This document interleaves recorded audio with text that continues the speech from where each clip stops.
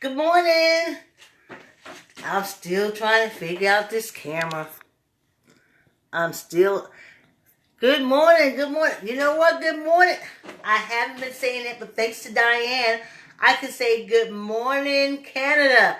Enjoy your cuppa. Let's get this walk started. Let me see if I'm too early. I'm sure I could. Yeah, 2 minutes too early.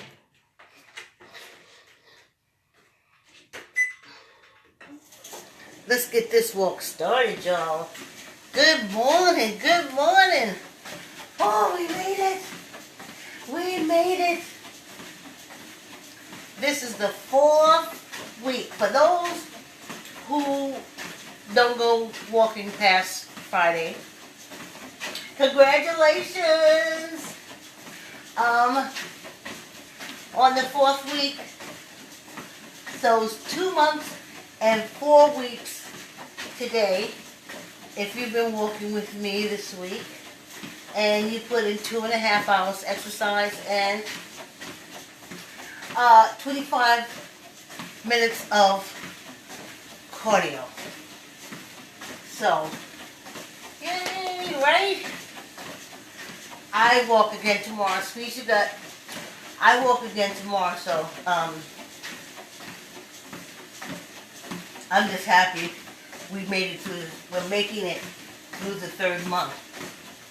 Well, let me tell you what I was thinking about this morning before I forget it. Me and my girlfriend Nikki, we used to walk across the Brooklyn Bridge. I worked as a telemarketer. Ooh, don't hang up the cell on me. I worked as a telemarketer on 23rd Street and 5th Avenue. And Nikki was a temp working for the city of New York. Downtown somewhere. Varsity Street or something like that. But it was like 3 blocks from the Brooklyn Bridge. So I would leave 23rd Street, walk to Varsity Street, bottom down there where she worked. And then we would, because I was walking across, I would stop at the little bodegas, pick up a beer. So we needed cigarettes, yes, I smoked. We would get that, and because when I met her at work and we would leave, it was like 3 blocks, no stores or nothing, and then the Brooklyn Bridge. So we used to walk across the bridge, and we would talk because we were going through something. I wanted to get out of New York because being a single parent, I knew I had so many kicks inside of me, and all the we call it the redlining in New York, where at that time where African Americans could live, and they had all that housing discrimination and BS, but it didn't make any difference because they wouldn't rent your apartment the minute they saw the color of your skin. So there you go. So they had these areas where they want us in. That's areas where all the bad meat is sent to. That's where the sewer system is. And it probably still exists in New York City. That's where they want you at. They know where you are. They know you're going to have the highest amount of this, and they know you're going to be sick from this, because they put you there, and then they put all the stuff to make you sick. Anyway, I wanted to get out of New York City badly, and Nikki wanted a job with the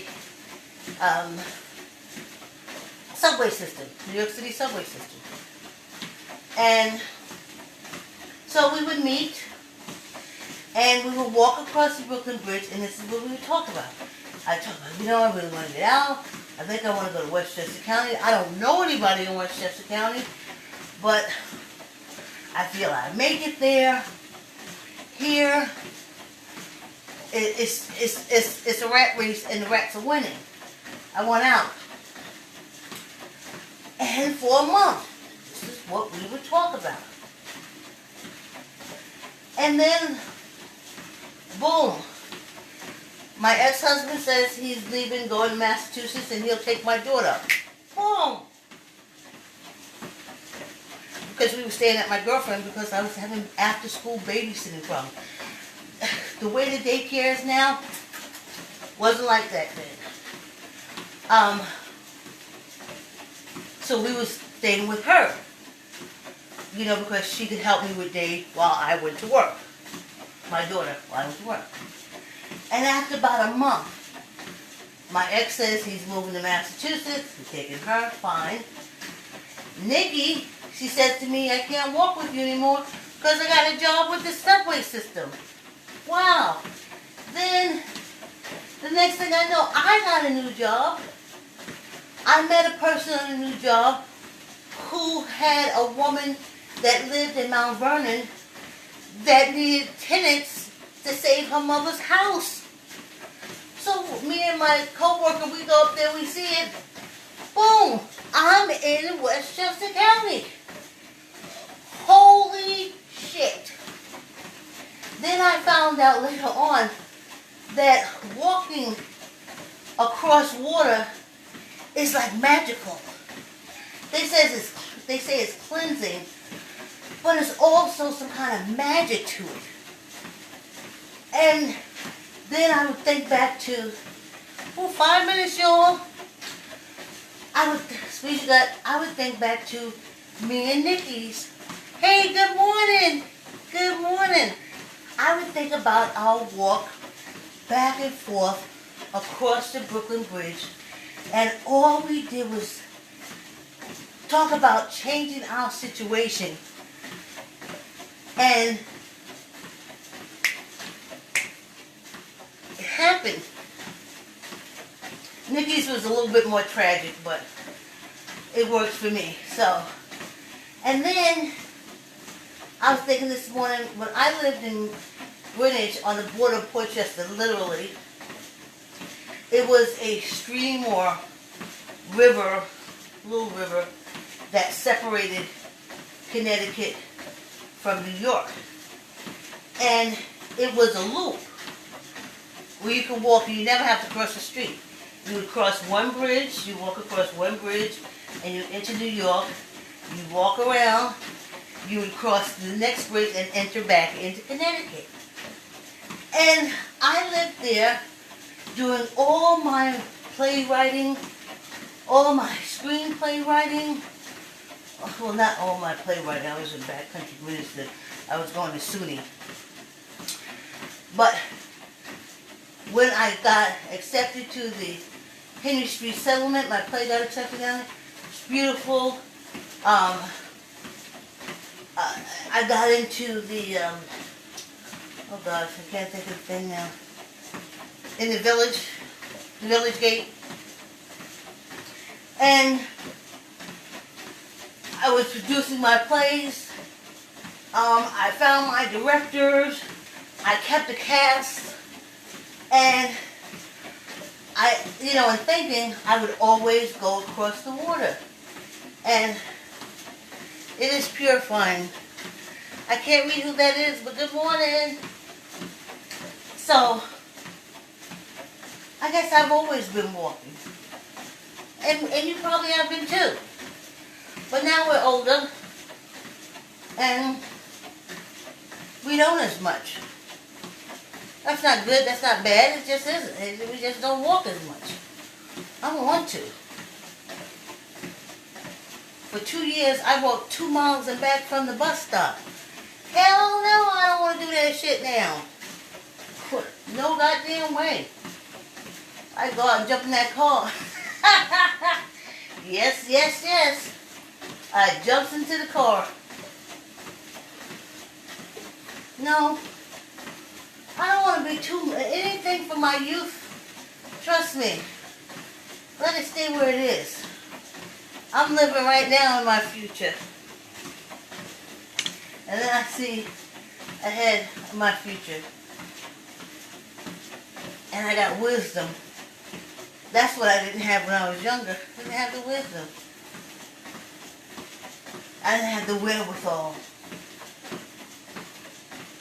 And as I always say, don't cry for me, Argentina, honey. No, no, no. I ain't lay down and take it from nobody. And I'm still going on. something, that Brooklyn Bridge, it just came to me. I was like, and it was nothing. We would just meet up and just lament. Sometimes me and Nikki, we would cry and hold each other as we walk across the Brooklyn Bridge because it was all so horrible. And we needed to find a way to get out of that horrible situation we were both stuck in. And I don't know who thought of it first, walking across the bridge. And we did that for a month.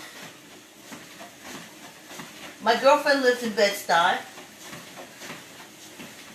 Not Bed-Stuy, Fort Greene. So we walked right across the Brooklyn Bridge, take that left, maybe another mile, and I was at her house. Nikki had to go, maybe Nikki's sister was living like 2 miles from the Brooklyn Bridge, so she would walk with me, come upstairs, use the bathroom, and then she would go back downstairs and carry on. And we just felt better. And our situation got better. And it's from walking. So walking's not bad. Ooh, you know what, I want to eat fine, y'all. And if you, hey, thanks for being in the room with me. So walking is good. I've always walked. Is there something? I guess we always, well, some people started driving a lot earlier than others. You know?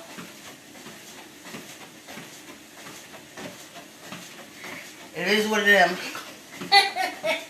It is what it am and what it will be. So, that's it. Oh, I tried to look at that movie, The Banker. I couldn't. I couldn't. I know it's showing how we came through facing that racism, discrimination, and we rose above it. And there was a time I could look at that. But when 70 million people put a racist that hates me in a seat of power,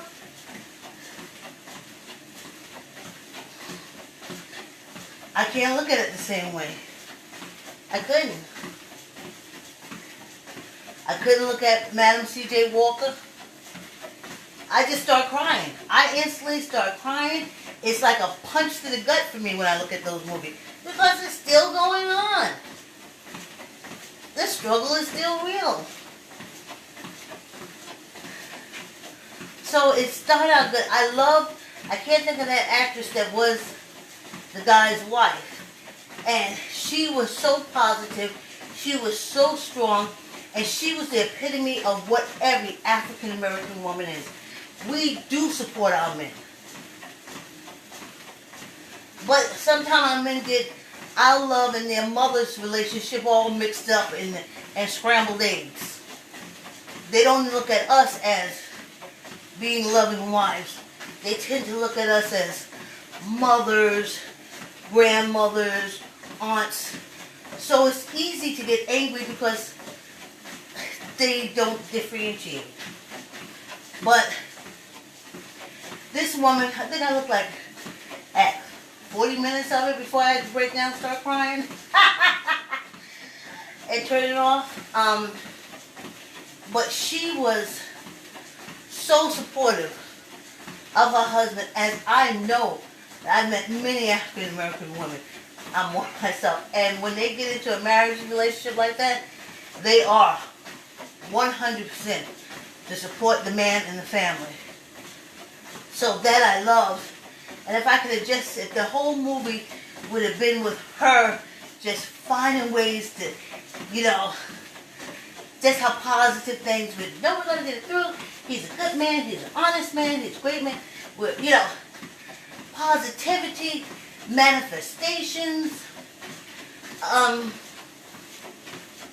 But that other thing, whew, When that tear rolled down my cheek, I was like, oh my God, the triggered my PTSDs. All I saw was Trump getting back in office and Republicans trying to put us back in enslavement and putting in black code laws and Jim Crow laws and I had to turn it off, y'all. It may have been 30 years ago, but it hit me today. Yesterday when I saw it. Hey! Don't start me to be in the Rambling Rose. Hey, good morning, Diane. Hey! Oh, it's wind and raining in Canada. Okay. Diane's gonna do her walk this afternoon. You know, I missed it yesterday. I like to say yes. Keep the word yes. This part of the walk has been brought to you by, I like to say yes. Keep the word yes in your child's vocabulary by reading I like to say yes to your child. I like to say yes. Yes. I like to say yes. All them knows y'all be getting. You know you need to order the book. Anywho, here we are. I'm going to juice on Sunday. You talking about taking a lot. Saturday I got to wash the fruit and then I squeeze it, but here's our BT.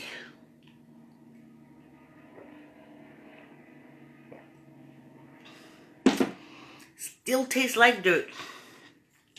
I must have loved dirt at one time. I think I used to make dirt pies as a kid.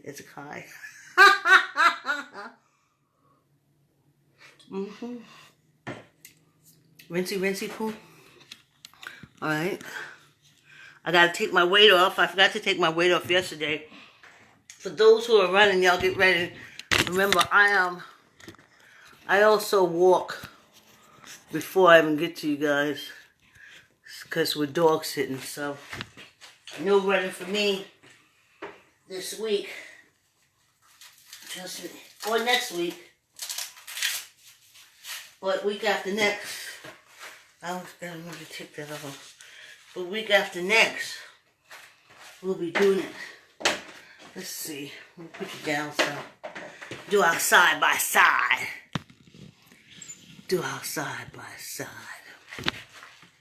Arms length. Are you at arm's length? Yeah. Okay.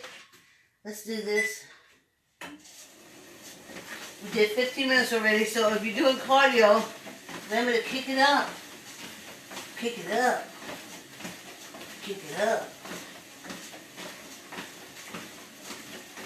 But I can't do cardio because I still got to do dogs.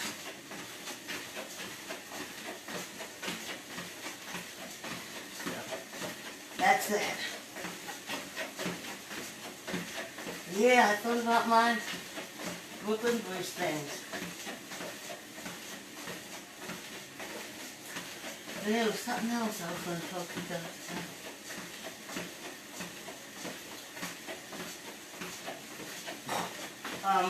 Oh yeah. Yeah, I don't want to talk about that. I'll talk about that tomorrow. So we did it. March was a hard month. And even this week opened up with the little puppy having diarrhea. So, but I got a feeling, baby, I got that feeling now that starting April, it's going to get real easy. That's like we burst through the cloud of don't walk or not or stop. We just burst through that cloud. And now we're on the way.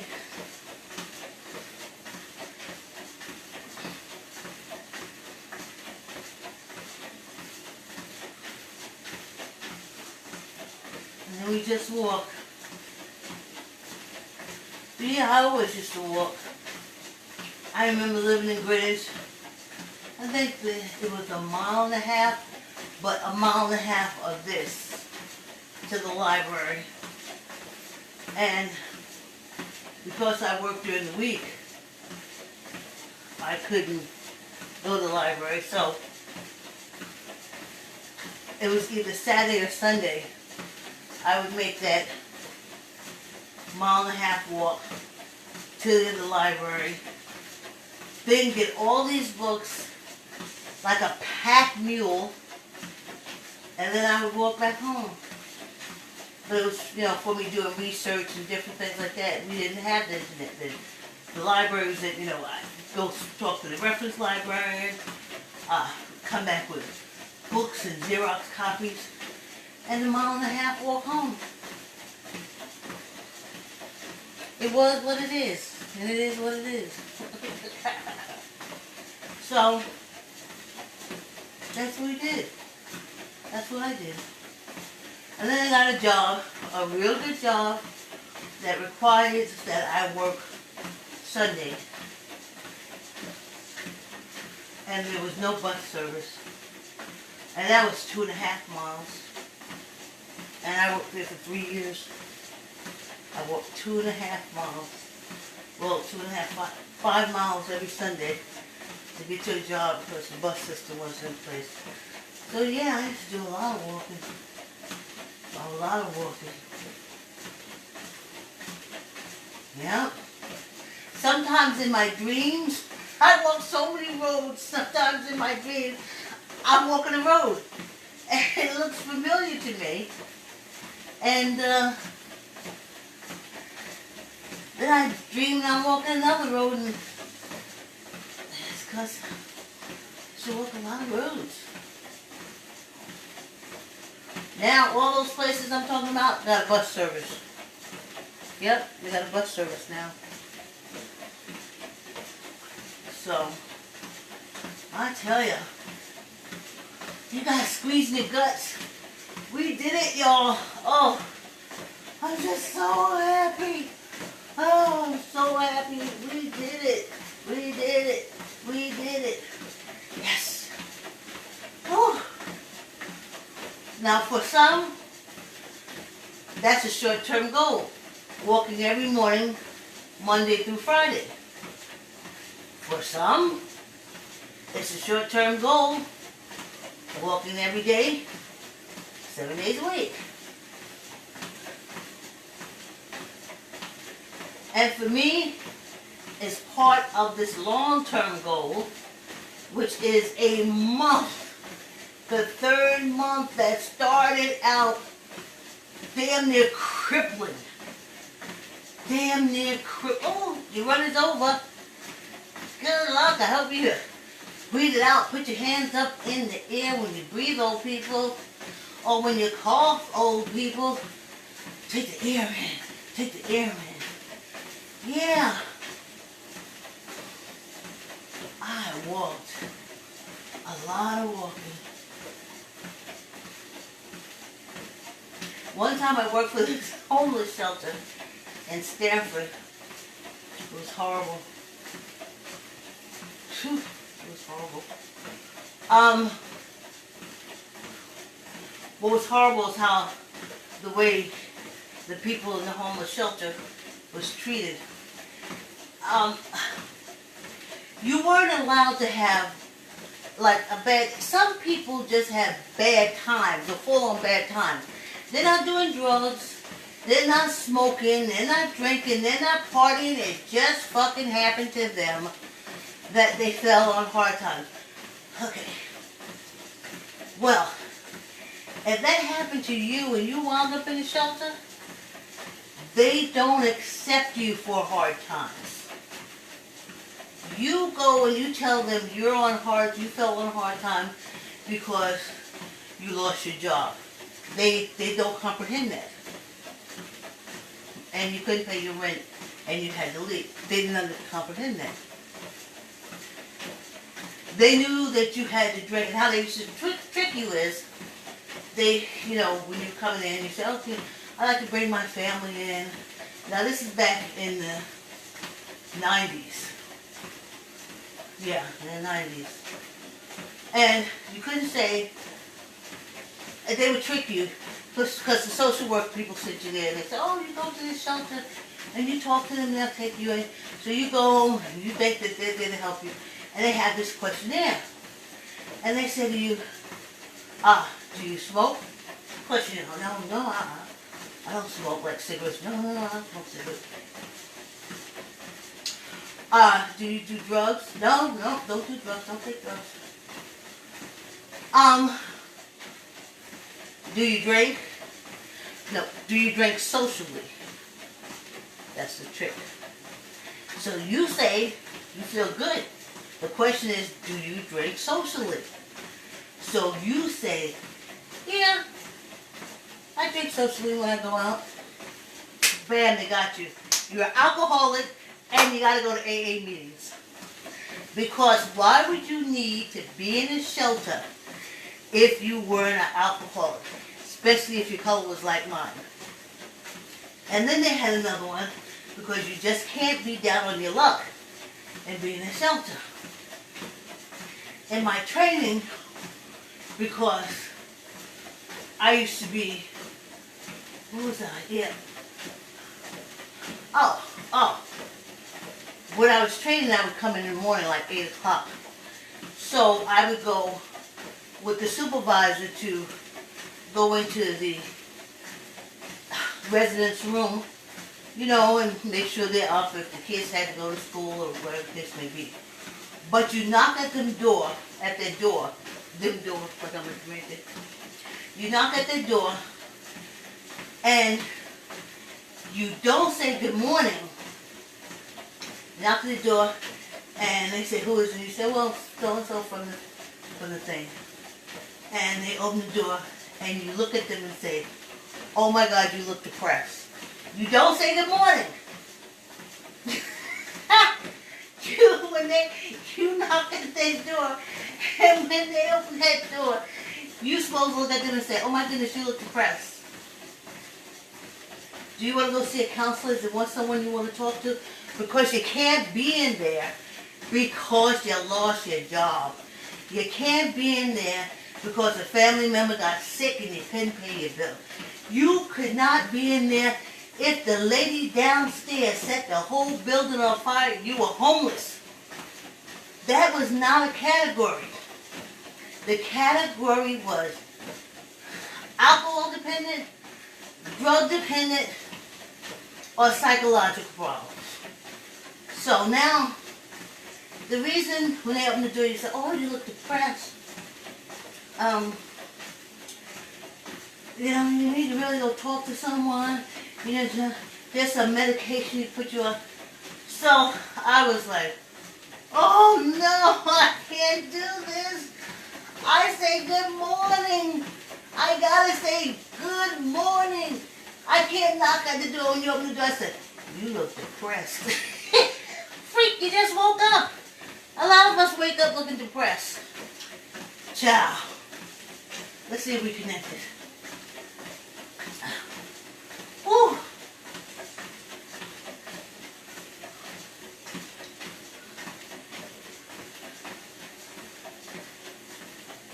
Yeah, everything's connected. Getting a strong feeling here. So, back to the homeless shelter. So the lady started taking me in the room and saying, Vicki, let me show you something. This one lady, she opened up her top drawer, because she had been there close to a year, because back then, Section 8, if you was white, you got Section 8 like that. If you was a minority, honey, you got to wait between 3 and 5 years for Section 8. So, she said, let me show you something. And she had a top drawer full of medicine. Full of medicine. I said, what are you doing with all of this? I said to her as I'm looking at the drawer, can I look at it? All these psychotropics for depression. I said, what the hell? She said, don't worry, I don't even take them. She said, but you gotta have something wrong with you. I need to get Section 8. The fastest way to get Section 8, and fast was 3 years, is to be put in a shelter. but she couldn't afford her rent. So she moved her family in the shelter, and she didn't know. She had to have one of three conditions. She had to be an alcoholic, a drug addict, or something wrong mentally. She picked mentally. So she went to see the counseling, and they gave her the drugs. And she said, Vicki, I just want my Section 8 to come through.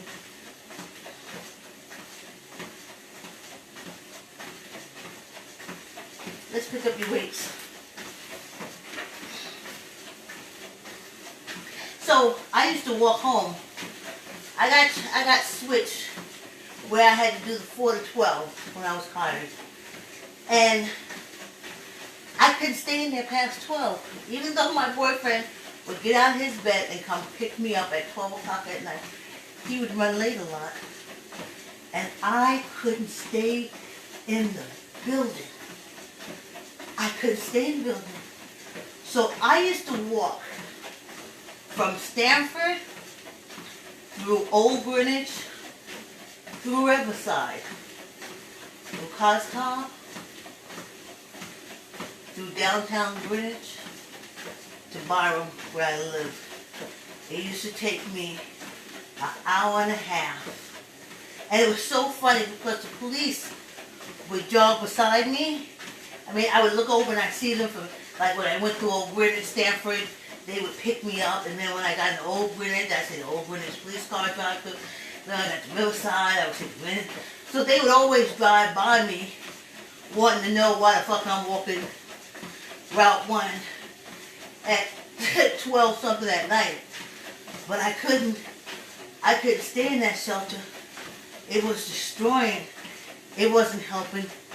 It wasn't helping families to rise up. Folks left out there on psychotropic medication, on tons of prescription drugs. Ooh, we ain't got a lot of time, y'all. 15. Tuck your elbows in. 1, 2, 3, 4, 5, 6, 7, 8, 9, 10, 11, 12, 13, 14, 15. Oh, yeah, that was the worst job I had. I just couldn't understand why an organization would be there to tear down people who are in desperate situations. We did it, y'all.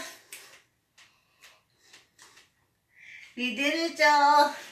A whole week. Who exercised 2 hours and a half this week? You did. Tomorrow I'll be exercising and I'll have 3 hours. Thanks for coming in. See you tomorrow. Have a good day.